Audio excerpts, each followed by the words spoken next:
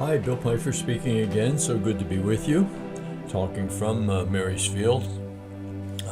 Be a speaker without having to speak. Just share these podcasts freely. You have a small opportunity without doing much of anything to make a small change in the world or a big change in the world. You never know whose hearts that you're touching. One little person, one little place at a time, one heart at a time. I've always believed, even when I was teaching, that if you capture their hearts, their heads will follow. And that's just a very real thing. And here we try to do a little bit to capture people's hearts, and hopefully their heads do follow. Nice story today, which we could kind of call, Do You Act or React? I walked with my friend, a Quaker, to the newsstand the other night, and he bought a paper thanking the newsie politely. The newsie didn't even acknowledge it. "A sullen fellow, isn't he?" I commented. "Oh, he's that way every night," shrugged my friend. "Then why do you continue to be so polite to him?" I asked. "Why not?" inquired my friend. "Why should I let him decide how I'm going to act?" As I thought about this incident later, it occurred to me that the important word was act. My friend acts towards people. Most of us react toward people. He has a sense of inner balance which is lacking in most of us. He knows who he is, what he stands for, how he should behave. He refuses to return incivility for incivility, because then he would no longer be in command of his own conduct.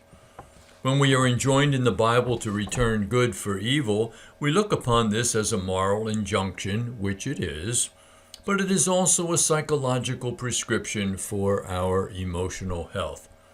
Nobody is unhappier than the perpetual reactor.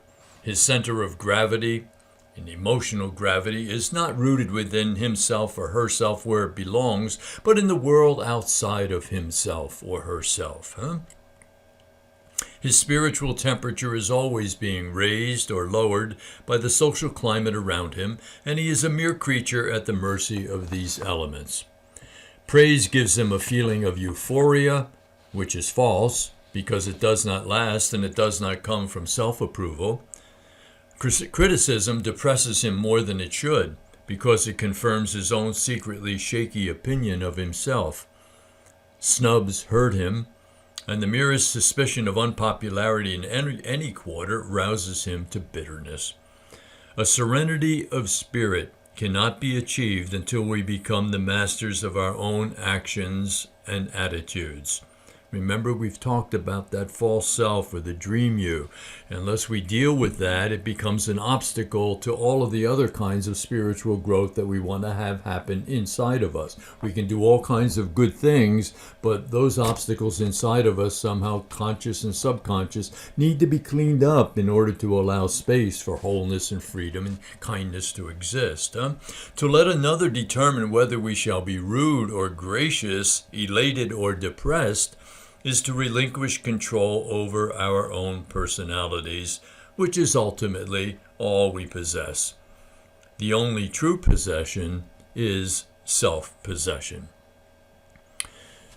One of the cautions in reading a thing like this is to make sure that you know that the ego and pride is something that's deeply inside of us, and it really pushes us around. And so you have to be careful about saying self-possession, because that ends up being another one of those self-projects which takes you away from the center of yourself, the true self. And so you can't just ultimately do all of these kinds of things for the wrong reason. You really want to make sure that it's not your ego being puffed up by this self-possession that is spoken of here in the author.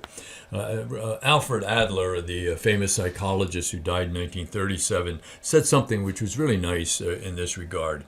He said that there is a law that man should love his neighbor as himself.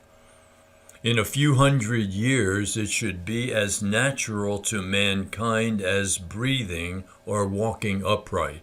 Boy, talk about being an optimist. Wow, if he was living today, he'd be dying. He just couldn't handle the things that are occurring around us. So walking upright. But if he does not learn, then he must perish. And so you really do need to learn to love your neighbor for all kinds of reasons, even if it's just to promote the wholeness and the freedom of the human family. Always so good to be with you. I've been praying for you. Please keep me in your prayers, and together we'll make some kind of small change in the world around us. Happiness tomorrow always begins with doing the truth today. Peace.